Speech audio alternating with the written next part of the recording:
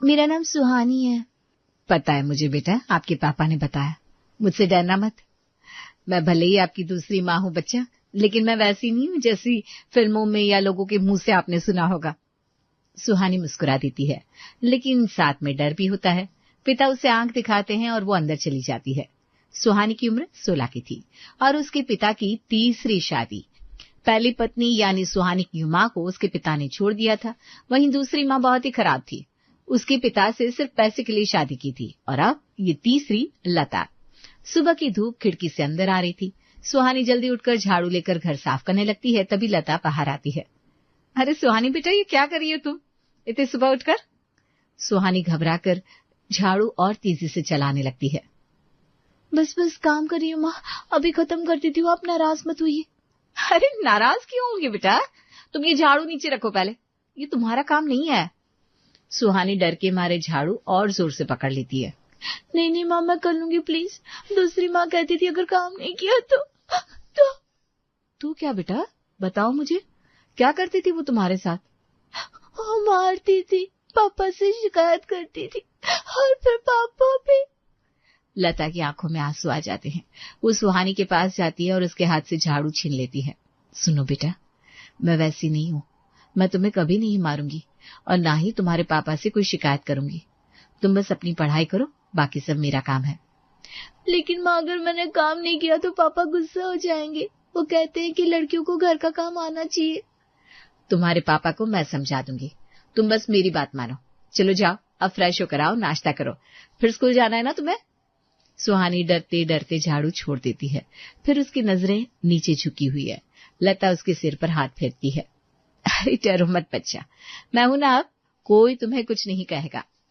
सुहानी धीरे से अपने कमरे में जाती है, लेकिन अभी भी उसके दिल में डर बना हुआ है। शाम को पड़ोस की चाची घर आती है। लता उन्हें बिठाकर चाय लाती है। तो कैसा लग रहा है बेटा, इस घर में सब ठीक तो है?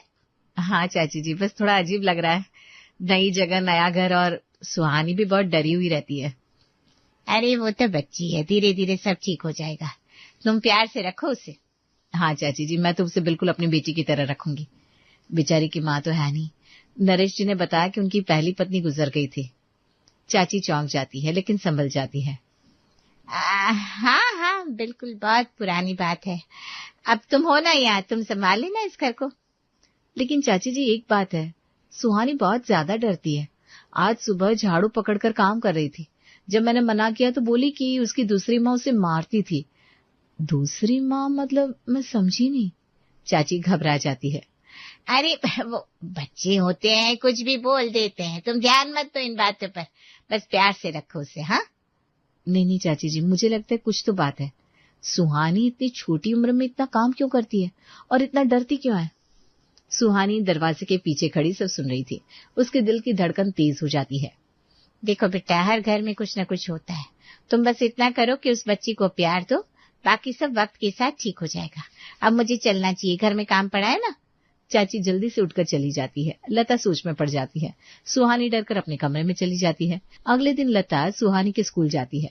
प्रिंसिपल ऑफिस में सुहानी की क्लास टीचर मीना मैम बैठी थी। आइए, आप सुहानी की नई माँ है ना? जी हाँ, मैं लता हूँ। मैं सुहानी के बारे में जानना चाहती थी, उसकी पढ़ाई कैसी चल रही है? देखिए, मैं आपसे सच कहूँ, सुहानी बहुत होशियार बच्ची है, क्लास में सबसे तेज है। लेकिन पिछले 2 साल से उसकी पढ़ाई बिल्कुल बिगड़ गई है। होमवर्क नहीं करती, क्लास में सोती रहती है, एग्जाम में भी नंबर कम आने लगे हैं। लेकिन क्यों मैम, क्या हुआ उसे अचानक?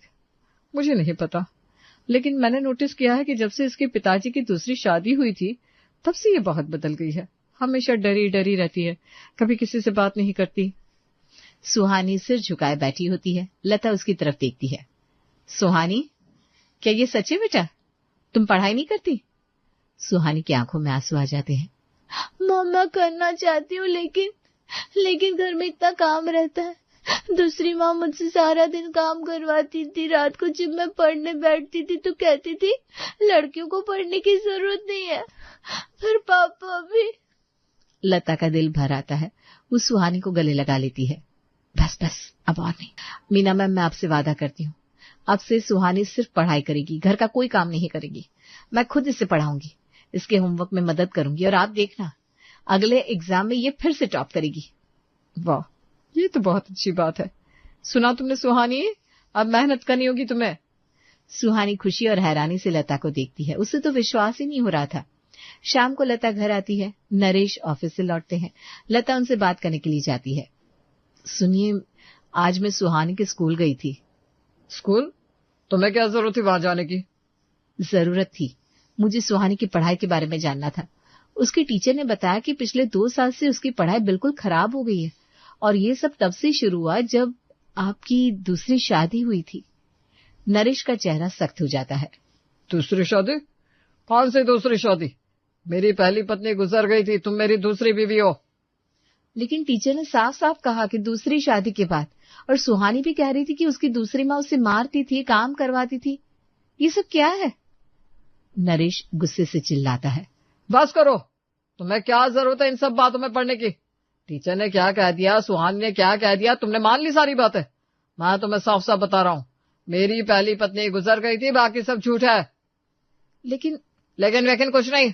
और हाँ, तुम्हें सुहानी के स्कूल जाने की कोई जरूरत नहीं है, उसकी पढ़ाई मैं देख लूंगा। तुम अपने घर